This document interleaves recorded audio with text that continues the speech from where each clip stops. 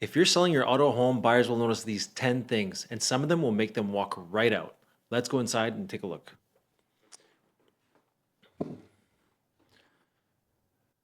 I've been selling homes in Ottawa for a while now, and these are the 10 things that I've noticed that will make buyers walk right out. Let's go to number one. So, first things first is get yourself and your pets out of the property. When a buyer comes in to view your property, you don't want to be present. You want to give them the privacy to enjoy, picture themselves living there, and you want to get rid of any remnants of pets. So if you have a cat or a dog, and if it's possible, make sure you take them with you so you're out of the property without anybody being in the home, letting the buyers visualize themselves, visualize their lives. And if they don't have pets, it's better that they're not there because they don't know anything about pets. So you want to make sure that they have a clean slate walking into your home and being able to enjoy it. Number two is a pretty big one. It's personal items. So any mail, any documents, you want to have those hidden, tucked away, or put them into some cabinets so that they're not lingering out on the open. You don't need buyers looking through your stuff. It's all personal stuff, so you don't need them looking through it. You also don't want to have them present during the showing because it just shows that it's not a cleanly place. What else are they going to expect? So make sure that's always tucked away and hidden. Any fandom, sports gear, controversial memorabilia, and stuff like that, you want to tuck that away. You want to make sure it's all in storage. I mean, some stuff, if you have a man cave, whatever, it makes it look nice. But typically, you want to put away any stuff that's going to clutter up a space or make it not visually optimized for the person that's coming to see it. A few photos are okay, like family photos, it's fine, but not too many where they can't visualize themselves, where they think they're just intruding in somebody's home. You really want to have it, everything's all the access stuff is packed away. Buyers need to imagine their life and living in that new property that they're going to be buying. So this one is something that I see pretty often, and it's the kids' names displayed in their rooms or in the bathroom. So anything like decals or like little stickers and stuff like that, that's always a good idea to remove so it doesn't show that anybody's like you want to make it as presentable as possible, and having those things pop up and things like that, it's just going to lead them to like not visualize themselves being in the property, and it's kind of like they're just like intruding in somebody's home. It doesn't feel welcoming.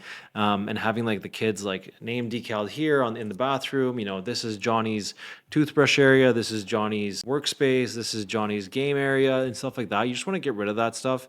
Also, photos online, it provides risk, so like you want to get rid of everything that is going to take away, get rid of all the stuff that's making it risky for your family life. So you don't want to have any public photos of your kids' personal stuff and all those items like that. Next one is a big one. So valuables, medications, and anything like that. You don't want to have any medication out around. You want to make sure all your valuables are tucked away. So if you have some really nice jewelry, you have nice personal items, you can put those in a storage area or in a room that's locked. So like let's say you have a walk-in closet and you have a lock on it. You can lock it in there. If it's a 5 by 5 room, it's not going to make a difference. The buyers are not going to walk away by not being able to see that walk-in closet, or just like a personal room where you have things tucked away. People are not going to be going through your stuff, so it's just if you have personal items that are very expensive, high value that you want to keep of, agents are always present during a showing, and they're there to make sure that the buyer is not doing anything weird to the house or not acting as they should be. So those are things like, again, people are out there to protect you, but you want to take the extra steps in making sure that all those things are tucked away, safe, and that you're not going to be missing them later on. This one's a bit of a weird one. This one is like hunting trophies and stuff like that. Like I get it. Sometimes if you're selling a cabin, it is the whole appeal to it. But if you have hunting gear, guns, like I know some people have hunting guns and stuff like that. You want to tuck those away. You want to lock them up in a cabinet, somewhere where they're not visible. Especially like hunting trophies and stuff like that. There are some buyers that are going to be severely against that. For personal reasons, and they might not just want to buy the home just because of the vibe that they get from that home. And if it's something that they're not comfortable with, they might not even want to go forward with even making an offer, even though it fit them perfectly. It's just something that they weren't really prepared for and are now having second thoughts, and it's maybe not the right energy, maybe not the right house that they should be moving into. So things like that, make sure you tuck them away, keep them private. All your private stuff can stay private. It doesn't need to be out in the open for everybody to see. Everybody has different thoughts on it and opinions on different things. So keep it very, very neutral. The house always should stay neutral and have an easy appeal to it when somebody's walking in.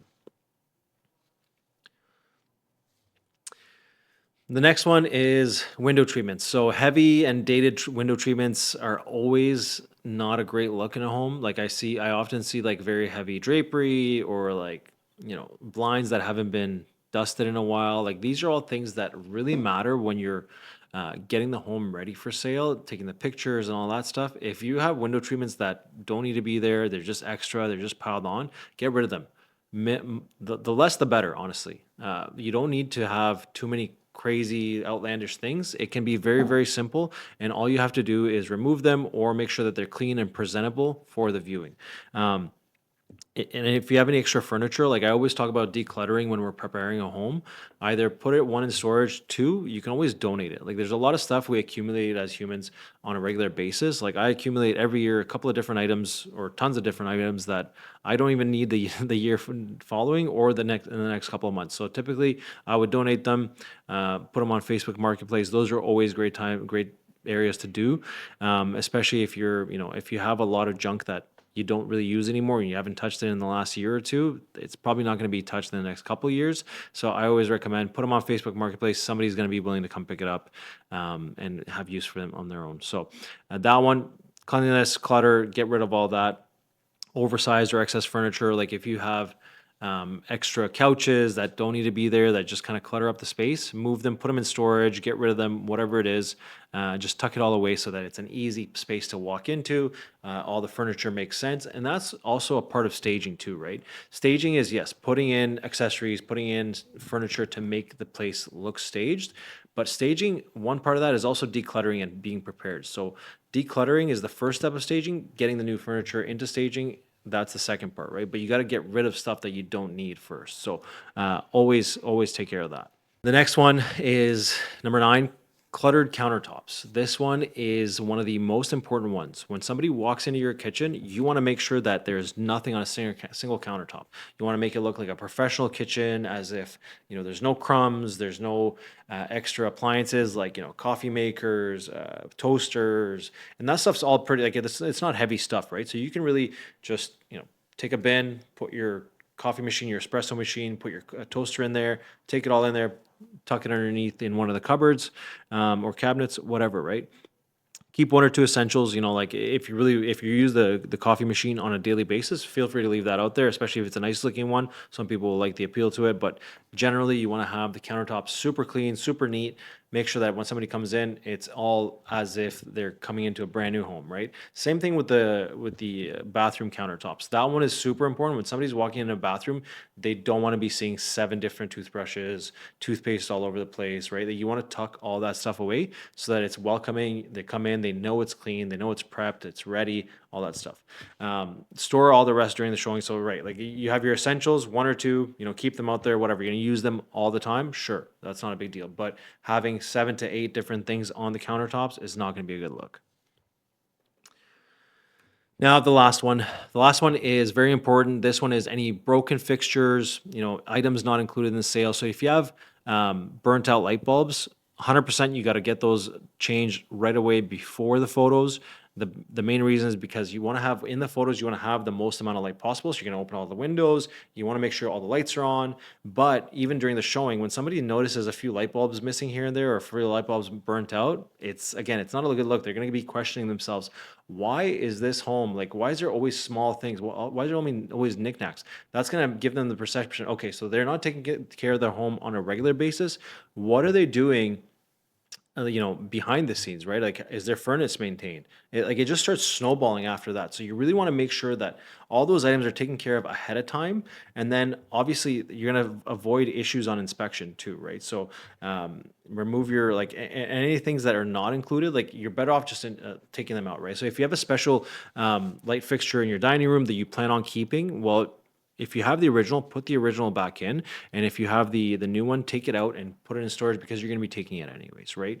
Um, Remove sentimental fixtures you're taking. So like if you have like large paintings that are not going to be there, I mean, nobody really keeps paintings, but if there's stuff that you don't plan on keeping there, like certain window treatments, anything like that, like a fixture that's affixed to the home. And if you want to take it with you, make sure that it's removed. Again, sometimes it is harder to remove it, so it's a hard one to kind of prepare for. But if you have the ability to remove it and it's not too much trouble, take it out and be prepared that way, as opposed to having to have somebody think that that fixture is included, and then they give you an offer based on that fixture being included, and then you're going back and forth on an offer, and they're like, well, we didn't know it was included, we thought it would be just with the house. So that's why our offer is based on that. So these are just items that you can keep ahead of time, keep yourself prepped now, and that's the way you'll have a great, easy way to show your home. I'll see you soon. And if you like this kind of content, please feel free to like, subscribe, and follow for more. I'll see you guys in the next video. Have a good day. Bye.